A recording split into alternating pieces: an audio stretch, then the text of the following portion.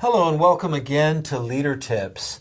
This is leader tip number 28, that a true leader will always provide movement and motivation.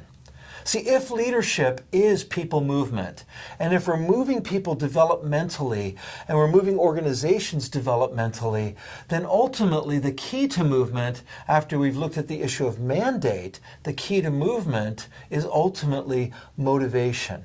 See, motivation is that which moves us and keeps us moving.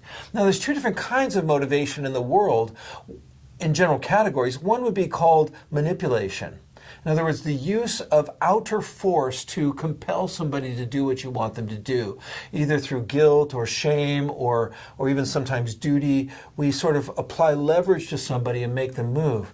But truest kingdom motivation comes from inside. It would come from inspiration. And so part of a leader's responsibility is to help his or her people be inspired to lay it all down. You know, the scripture gives us an interesting clue when it says that Jesus, for the joy set before him, endured the cross.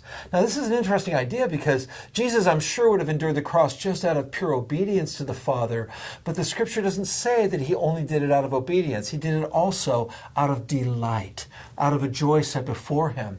See, most leaders will use duty to try to motivate their people. Do it because I said so, or do it because it's right, or do it because you should. But in fact, most people who are motivated by duty will burn out pretty quickly.